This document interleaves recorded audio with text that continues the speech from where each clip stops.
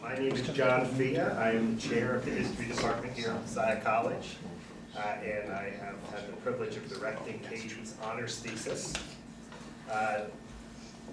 Today we're going to learn a little bit about American ambition. Americans have long been defined by their ambition, namely an earnest desire for some type of achievement or distinction, the striving for power, honor, fame, security, success, comfort, or wealth. From Benjamin Franklin's story of making it in America, as told in his autobiography, to the 19th century novels of Horatio Alger, to the ever-increasing rise in the number of students who attend college each year, Americans have always been ambitious.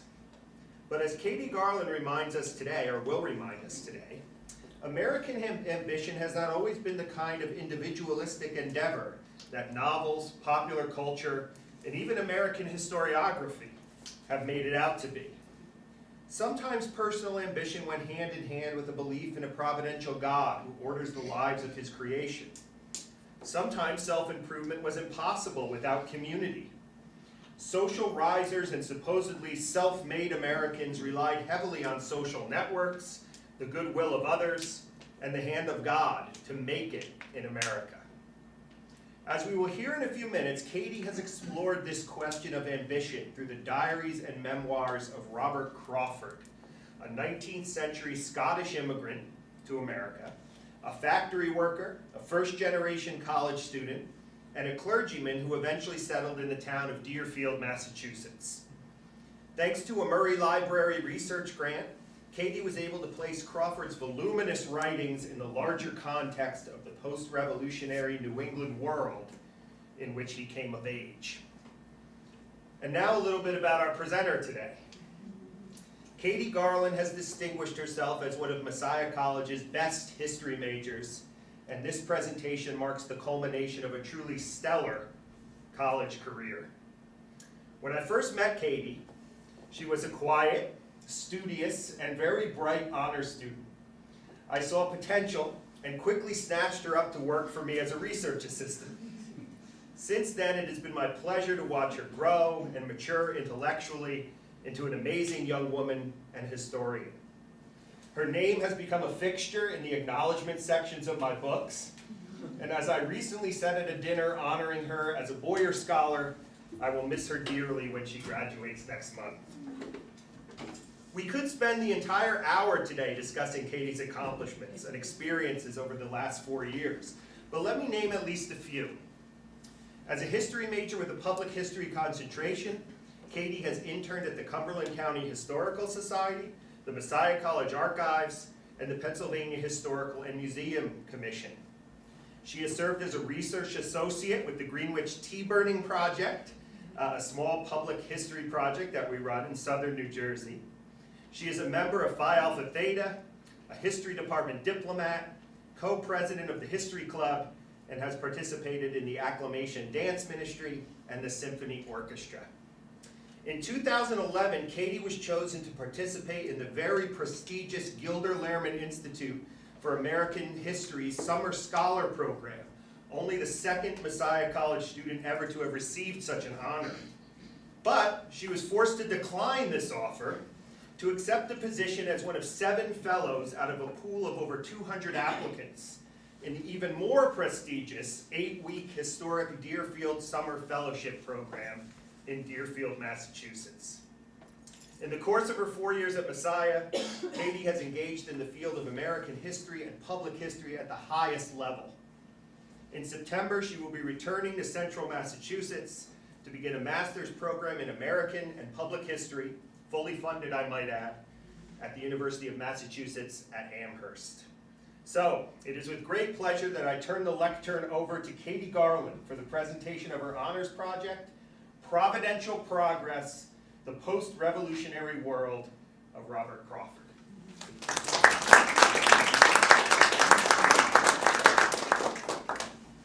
Thank you for that really nice introduction. Before I begin, I'd like to acknowledge a couple people who have been really influential as I've gone through the process of doing this paper. The first being the people at Historic Deerfield. Dr. Fia mentioned I was a fellow there last summer, and I wouldn't be standing here doing this project right now if it wasn't for my experience at Deerfield. I'd also like to thank the people at Murray Library because I couldn't have done this without the grant that I received from them. That was truly indispensable for my project because I wouldn't have had my sources otherwise. I'd like to thank the Messiah History Department for helping me giving me all the tools I needed to complete this project, and especially Dr. Fia for being a really helpful advisor and helping me articulate my argument, and also not telling me that my first draft was terrible, even though I knew it was, and helping me to make it better. I'd like to thank the Murray Interlibrary Loan Department. Every honors thesis I've been to, everyone thanks the Interlibrary Loan Department, and I always was skeptical as to how much this was really important, and it turns out it is. Murray has a lot of great books, but other libraries have great books too. I'd like to thank my family and friends for being so supportive and putting up with me as I had history moments the whole year, as I found more and more documents. And especially Jess for giving me her computer last week when mine died. I don't think I could have done without that. And my mom for traveling to Newark, New Jersey and wandering around a graveyard for 3 hours with me. I don't think anyone else loves me enough in the world. So I'm going to start out a little bit by talking about my topic process, which I have subtitled in my notes of how did you find this random guide to study? I had 2 years of writing down potential topics in a Word document, and most of these were completely worthless because they were too broad, like the history of Christmas, just in general, or too narrow and had no sources, like local history things that I found in internships. And so eventually by last spring, I decided to continue a paper I'd written in that spring semester, and was going to write about the religious rhetoric in Revolutionary War speeches, memorial speeches, and so I was going to talk about the role that Christianity played in defining American nationalism and the memory of the American Revolution. But then I went to Deerfield, and before I left, Dr. Fia said, if you fall in love with a New England topic, I'm open to letting you change your thesis. And I did.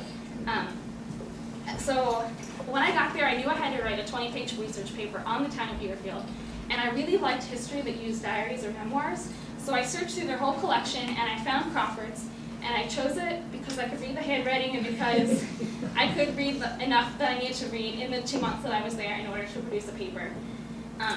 And so I did a paper and presentation for that program, came back, talked it over with Dr. Fia, and we decided this would be a really great thing for me to expand my research because I'd written a lot, but I hadn't been able to connect Crawford's life to the historiography of life in post-revolutionary America. So I had been talking about his life, but not what other historians have been saying about the time.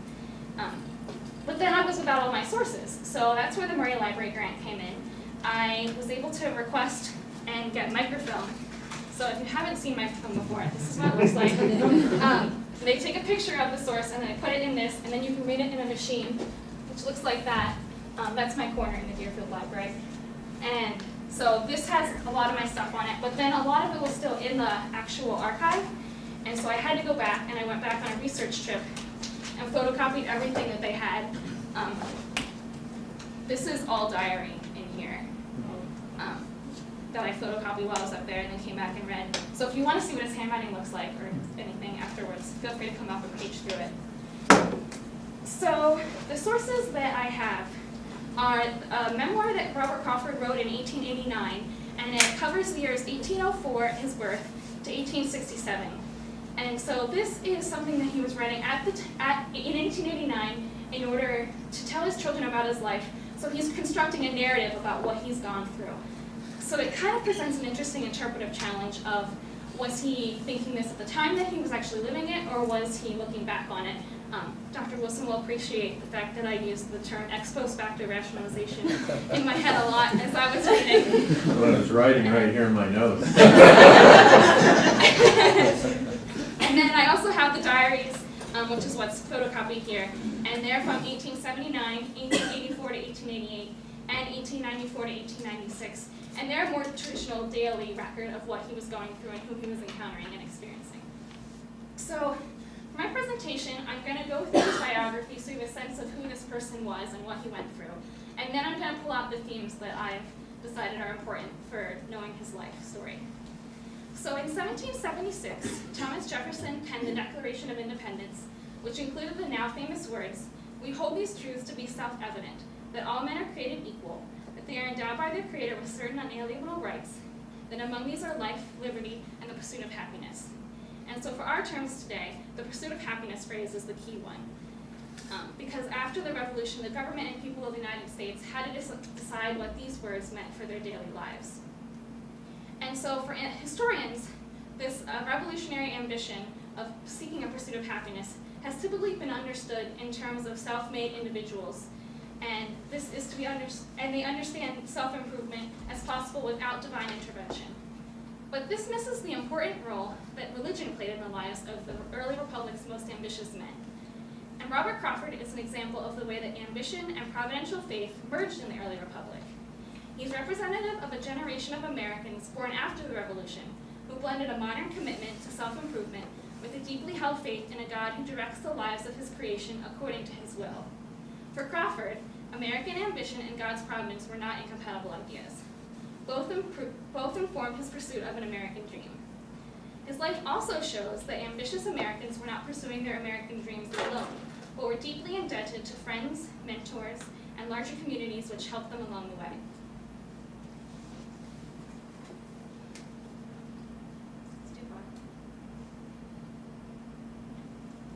Crawford was born November 24th, 1804 in Paisley, Scotland, marked by the star on the map.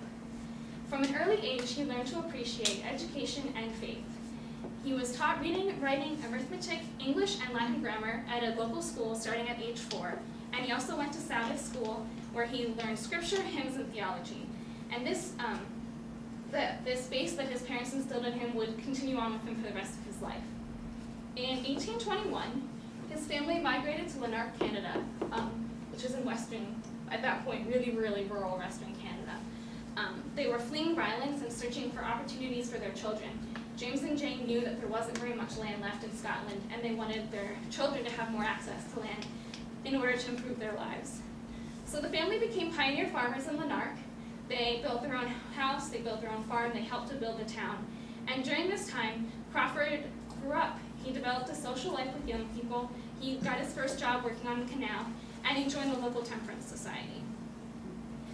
But in 1826, at age 22, he decided to leave home and create his own life in America.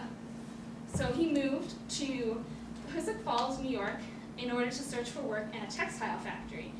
And he found this factory because it was owned by a fellow Scotchman named Mr. Gordon, who didn't really have a position for him, but hired him for a couple trial months, giving him odds and ends jobs to do, and providing him with housing and food in return, and not even really a pay. But over time, he became one of the family, and when the Gordons moved to North Bennington, Vermont, Crawford moved with them. Throughout his 6 years in the factory, Crawford moved from doing these odds and ends jobs through a number of factory positions, and finally ended up doing finances and was in charge of the entire payroll system for the factory. And then he applied for an overseer position, but was turned down, and he writes that this was providential because it led him to his next life stage, which was college. Thomas Gordon, who was Mr. Gordon's son, was at Williams College in 1830, and so he came back on breaks and he talked to Crawford and convinced Crawford that this would be a really great thing if he went to college and got an education and could maybe pursue the ministry. And Crawford was unprepared to enter college, though he hadn't really been in school since Scotland. So Thomas offered to tutor him.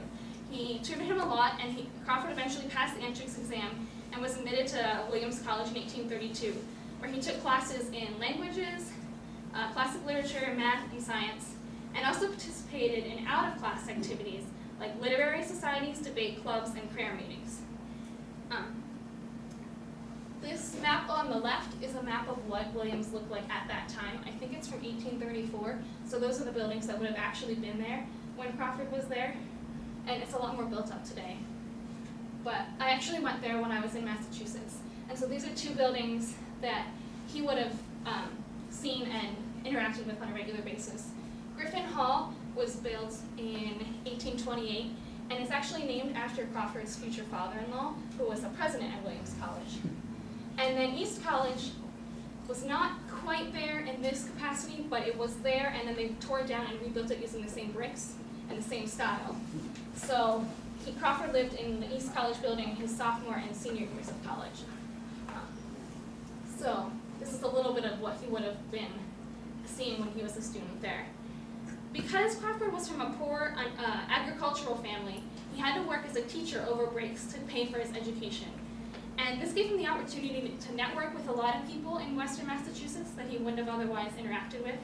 And it also gave him the opportunity to speak at a number of churches that gave him really good experience and also networking abilities. After Williams College, Crawford went to seminary because he wanted to be a minister and needed to go. So he went to Princeton Theological Seminary for 5 months, but then his brother died, and Crawford inherited the farm back in Lanark. So he had to return to Canada to settle that situation. And then once he came back to the United States, he didn't want to go back to Princeton. So he returned to Williams College to serve as a tutor for the rest of the academic year, because he wanted to help all of the young students have a more easy transition than he had had, since he hadn't been overly prepared. He then went to New York Theological Seminary to finish up his degree, where he took classes in Bible, theology, Hebrew, and church history. And while he was there, he was able to preach throughout New York City, and this again gave him a lot of practice and networking skills, which would be important later on. He also really liked being at New York Theological Seminary because it allowed him to be near Ella Maria Griffin, who lived in Newark. They met earlier while he was working at a tutor at Williams, because she was visiting the school, because her father had the connections. And her father had died at that point, but Crawford and Ella Maria started dating, and they were married in 1840, right after Crawford was licensed to preach by the Presbyterian Church in 1839. After getting his degree, he moved to North Adams, Massachusetts, to preach at a congregational church there. It's really close to Williams College, if you remember where that was on the map. They're about 6 miles away from each other. And this building was built in 1864, so it wasn't actually there when Crawford was there. But Crawford describes being at the inaugural sermon and thing for when they built this building. So he was still in the area and still interacting with the church, even though he never would have actually preached here. He was ordained at North Adams in 1840 and was pastor there for 15 years. This was not the best fit for him because he had very traditional, or what he refers to as orthodox, views on Christianity, and a few people in the congregation had more liberal, leaning towards Unitarian views. And so there was a lot of tension, and after 15 years he decided it was too much, and he decided to leave. And he moved to a Presbyterian church in Cookeville, Pennsylvania, which is just outside of Philadelphia. This was a smaller congregation and a higher salary, so at first he thought this was a really great decision, but it turned out that it wasn't. He was really unhappy without his New England social network that he developed over all of these years. And he didn't like being with the Presbyterians. He was really used to Congregationalists. He didn't like how Presbyterians did things. Not a fan.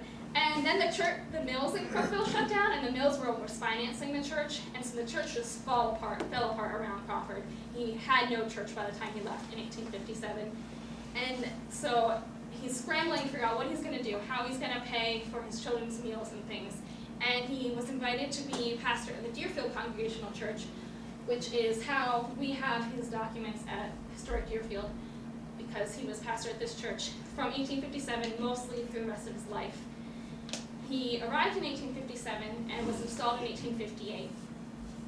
The church was struggling because it was small, there were very few members, and finances were a big issue. You'll notice this is the church, and it kind of has an awkward half steeple. They never actually got enough money to put up the whole steeple, even though the church was running for about 100 years, I think. But they never had enough money at one period of time to put the steeple up, and eventually, after Crawford's time, they had to reunite with another church because they just didn't have enough money to keep going. They were struggling, the church itself was struggling with its relationship with the Deerfield Unitarian Church, also known as the First Congregational Parish. They had broken apart in 1835 over similar tensions in theology between Orthodox and Unitarian theology, and so there was a lot of tension in town about this that Crawford worked to overcome to the best of his ability. While Crawford was at Deerfield, he was really involved in the local and regional community. He was a Massachusetts state senator in 1862 on the Republican ticket. He was president of the Board of Trustees for Deerfield Academy from 1861 to 1888. That's the building on the upper left. It's a local high school that's pretty elite. So that was one way of him serving the community. The church on the right is the Unitarian church from which the white church broke away and then eventually rejoined. It's further down the street. And then Crawford was also chair of the committee to erect a soldiers' monument in 1866 after the Civil War, which is what this is. They wanted to honor the people in Deerfield who had been through the Civil War and also previous wars. So that was a really big deal that he was involved with that. And he also helped found the Pecumtuck Valley Memorial Association, which is one of the first historical organizations to really preserve Deerfield's history. He was a founding member, the corresponding secretary for 13 years, and council member for 6 more until his death. And so that's what this building is on the left. Crawford actually describes the process of them trying to decide how to build the building and where it should go and what it should look like. And then the building here is actually the library, which was built by Historic Deerfield much later. And they're connected organizations now, so that's where I did a lot of my research. I put off showing you pictures purposefully because I spent 7 weeks or so not knowing what Crawford looked like, and then it was a real shock when I finally found a picture. And so I kind of wanted you to have a sense of what that was like, because I did not expect this. I think I was first of all expecting to be younger, and yeah, so that's Crawford, and then his wife is in the middle over here. I found her in a Google book like 7 months later. It was very exciting and unexpected because I had no idea what she looked like either. But they look like they go together. I don't know. But anyway, I'm hoping these are old pictures. That's why there are more time Crawford gave up his church position in 1882, and he spent the rest of his life traveling between his children's homes and living in their communities, where he involved himself in their local churches and their communities to the best of his ability. He continued to be involved in a lot of regional councils that he'd been involved in his whole time as a minister. He read a lot, just kept himself informed, corresponded with family and friends, and eventually in 1896 died in Connecticut, and he's now buried with his wife's family in Mount Pleasant Cemetery in Newark, New Jersey, according to the Williams College archives. My mom and I spent 3 hours there and didn't find it, but it's a really big cemetery, so he's perhaps there. I can't give you his grave picture, but as good as it gets. So you'll notice that this is a really, really long life. When Crawford was born in 1804, it was before railroads existed. He describes riding on a railroad for the first time. It was only 15 years after the Constitution was ratified, and Thomas Jefferson was president. By the time he died in 1896, it was only 6 years before flight, and Grover Cleveland was in his second presidential term. So I was really overwhelmed when I was trying to figure out how I was going to make meaning out of this. And I decided it would be best to focus on his early life and how what he'd been through as a young person carried over into the rest of his life and influenced that. So I'm going to talk about ambition and then a couple of nuances related to faith and community. So Crawford is representative of the first generation of Americans who were born after the Revolution and had to decide what the Revolution meant for their lives. They had very different lives from those of their parents. They were in a world that valued ideas like individualism and democracy and the pursuit of happiness. And they were willing to accept change. A lot of them grew up on farms but had ambition for new careers and new ideas. And they often used education as a way out from their agricultural lives. But this ambition idea was really difficult because it went against the 18th century idea, which saw ambition as greedy, because you were envying what other people had, whether it be land or opportunity or material goods, instead of being content with what you had. But ambition arrived with the nation and the modern, as the historian J.M. Opel writes, and it happened because of all the opportunities related to education and industry in the United States.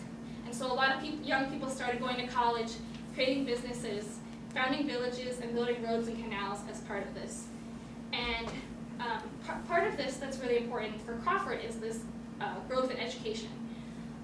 There had always been colleges, but there weren't a lot of colleges for young, poor people who really wanted schooling. And so a lot of colleges like Williams sprung up to meet the needs of these young students.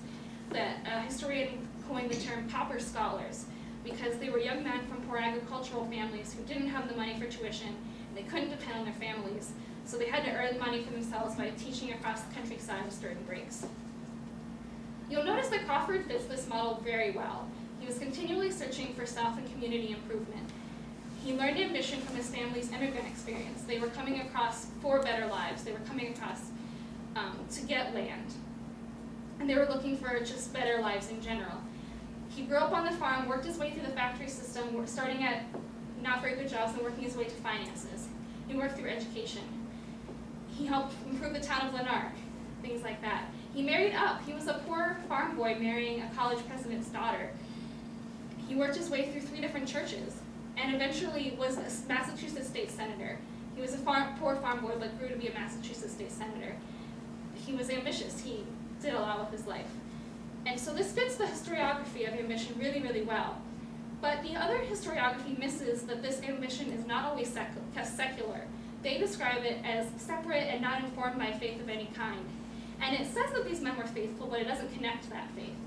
And it also describes this ambition as individualistic, the lone person striving for the American dream. But Crawford's story tells us otherwise. Faith is the first part of the nuance that Crawford's life adds to historiography. Providentialism was a really big belief at this time, both national and personal. National providentialism is the idea that God's hand is intervening in history, and that at certain points of time, like the Revolution, God is controlling things. And also personal providentialism, that God is intervening in the lives of individuals, which is a lot of what Crawford talks about, saying, it was providential that I didn't get this job. It was providential that I was in this place at this time with this person.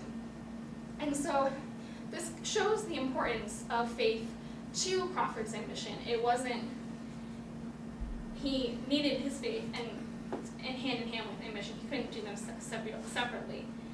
During the immigrant experience, his parents were relying on providential guidance. He writes that they wouldn't have made it throughout the first winter if it wasn't for God. They weren't trying to be completely self-sufficient. Throughout the factory experience, he involved himself with churches. He thinks it's providential, the opportunities he had. Throughout his education, it was providential, the opportunities he had and the people he met and the networking he was able to do. Even the churches were providential, the way that he moved through and then eventually found the church where he felt called to be. It's important to know that he doesn't move on from Deerfield. He decides to invest himself in this community because he feels called to stay here. Where other ministers had a mission to serve across large historical spaces, Crawford felt that he was called to stay in Deerfield. So this is an important nuance of the historiography, that this faith was really informing Crawford's ambition. He just wasn't striving for complete self-sufficiency. And there are a couple other aspects of Crawford's faith that I'm not going to go into, but if you want, I can talk about them later, but I cut them because of time. It's also important to note that friendship and community were really important to Crawford. He wasn't doing this all by himself. He wasn't being individualistic. Friendship was really important at this time because of all of the similar experiences of these poor young men going to college. They understood what each other were going through. They understood the struggle to work over breaks in order to earn money. And young evangelical pauper scholars understood each other even more because they had a similar faith bond. And these friendships continued after college for both personal and professional reasons, and they were very steady relationships. When a lot of them pursued careers in the ministry, they were able to help each other out by trading pulpits, going to conferences together. They encouraged each other to keep learning and keep themselves involved in the world of academia so that they could pass on the best information to their people in their churches. So the success of their careers were dependent upon one another. Community is also important to New England at this time. People were really dependent on one another for survival. And where some abandoned community for geographical mobility because of the new opportunities, a lot of people did stay, and Crawford's one of those people who decided to invest himself. So there are some key friends, mentors, and communities throughout Crawford's life. The first being Thomas Gordon, without whom Crawford would not have been able to go to Williams College because he helped him prepare for school, he helped him network and get his first job, he helped him get the job at North Adams. Crawford actually named his son Robert Gordon after Thomas Gordon because he was such a big influence on his life. John Tatlock was another friend who was at Williams and they tutored together after school, and because John Tatlock became a professor at Williams, they were able to interact with each other for a long time after that. There's some key mentors that helped Crawford as well, like Mr. Gordon, who gave him his first job in a factory, and Edward Dorr Griffin, the president of Williams College and Crawford's later future father-in-law, who helped a lot with inspiring Crawford to be a good preacher. The Edward Dorr Griffin sections of the memoir I'm a little skeptical of simply because of the later relationship. That, when Crawford's saying I was crying because Griffin was so inspiring, I have to wonder how much of that is him projecting back later on. But I think it's still important that he did influence Crawford a lot. And Crawford was also involved in 4 distinct communities.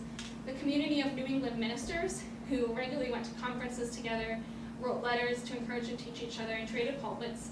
The community of the Orthodox Church, who he was a part of. The larger community of Deerfield with the Unitarian Church. And then the non-church community in Deerfield with PVMA and Deerfield Academy. So you can see from Crawford's experience, that these are not individuals striving for complete self-sufficiency. These people are dependent upon one another for success, networking mattered, and friends played a crucial role in supporting each other's ministries. And also, again, the community was really important because Crawford felt that he could really invest himself in the Deerfield community. He was, in a way, empowered by his ambition, and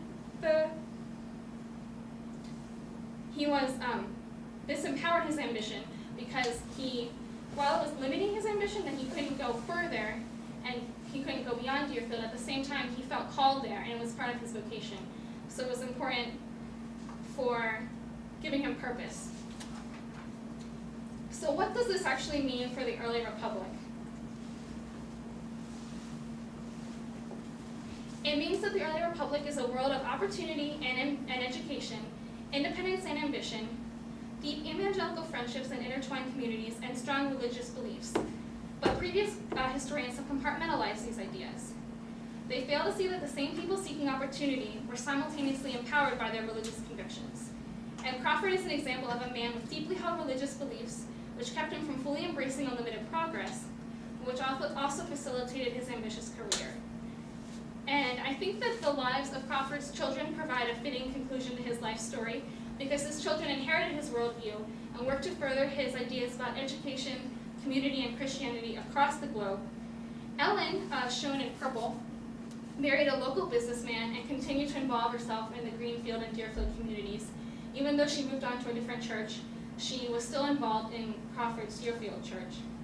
James, shown in red, went to Williams College and moved to Illinois to be a pastor at a church in Chicago. So he was similarly pursuing education and Christianity. Frances married a preacher and settled in Connecticut. She's in green. And her husband used a lot of Crawford's connections to get his first job. And then Crawford also kept in touch with the New England community of ministers because of Frances's husband. And finally, Lyndon, shown in the navy, went to Williams and became a pastor, and then moved to the Ottoman Empire to work as a missionary. So Crawford's ideas were literally being spread across the world. He successfully passed his values on to the next generation. His children learned to appreciate education and the opportunities that it created for ambitious progress. They learned to invest themselves in communities. And perhaps most importantly to Crawford, they learned how to search for God's providential hand in their lives. Because of the opportunities that were afforded to Crawford in the early republic, which trickled down to his family, the Crawford children were able to follow their own individual pursuits of happiness. But at the same time, they understood those ambitious pursuits as limited by a providential God and supported by the surrounding community.